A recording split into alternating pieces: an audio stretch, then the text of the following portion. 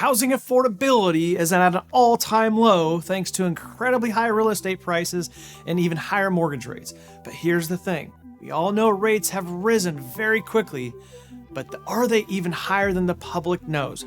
Let's dig in.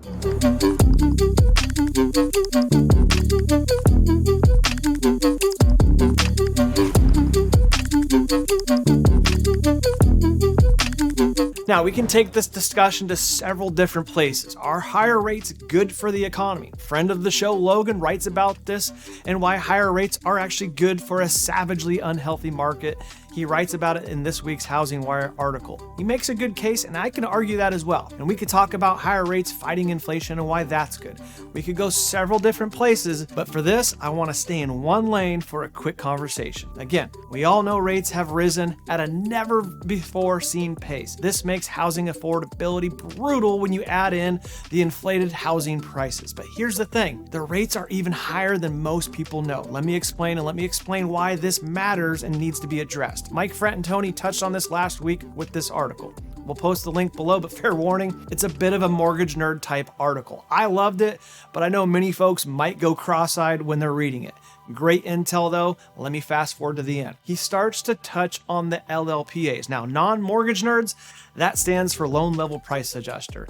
And I don't have the time to get into the what or to the why these exist. Just know that they do, and know that many loans have loan level price adjusters as referenced here. For instance, if you have a 620 to 639 credit score with 3% down, you will have an LLPA of 3.5%. This is for all lenders, by the way, that leverage Fannie Mae, which is pretty much everyone, so don't go, oh, my lender doesn't have that. Yes, they do. Moving on. The list of LLPAs are here. You can see for yourself. Investment properties have adjusters to price that can range from 2 1/8 to 4 1/8. Again, guys, that's an increase to the price of the loan. Example, if you have a $400,000 loan amount and an LLPA of 4 1/8, that would cost you an extra $16,500 to obtain that rate. Again, I know we can take this discussion down an entirely different path, but we aren't going to. We're going to stay on the topic. The reason this matters to lenders, realtors, and home buyers and sellers is this. That LLPA is an extra $16,500 cost that's on top of the higher interest rates that we are seeing. And let me be clear, that LLPA revenue doesn't go to your lender, it goes to Fannie Mae. To use an analogy, it's almost like another tax you pay to buy or finance a home right now. The reason I bring this up and the reason why many are talking about this right now is we really need to revisit this tax of sorts. Fannie Mae would tell you this is to offset risk, and for the most part, it is, but the LLPAs are excessive and need to be trimmed down because when you add the LLPAs to an already high interest rate environment, it crushes home affordability. Additionally, mortgage insurance premiums need to be looked at as well.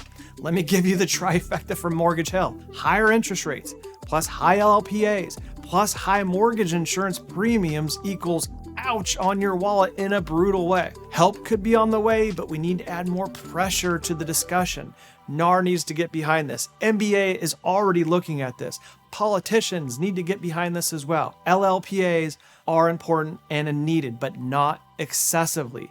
And Fannie, don't blame risk and default rates. You guys made $22 billion last year. I think you're doing fine. And you can afford to give the American people a break on their housing payments. Remember the rent is too damn high, guy? The rent is too damn high. Well, we need signs that say the LLPAs are too damn high, and we need to get on SNL, and then maybe we can make some changes. We need the LLPAs adjusted lower. We need private mortgage insurance rates adjusted lower, and we need FHA mortgage insurance premiums adjusted lower. This would help address the housing affordability issue in a major way. Realtors, lenders, and home buyers and sellers, share this. We need to get more attention on this. It impacts us all. Share, share, share. Let's get some weight behind this and make a positive change that will help us all. See you guys next week.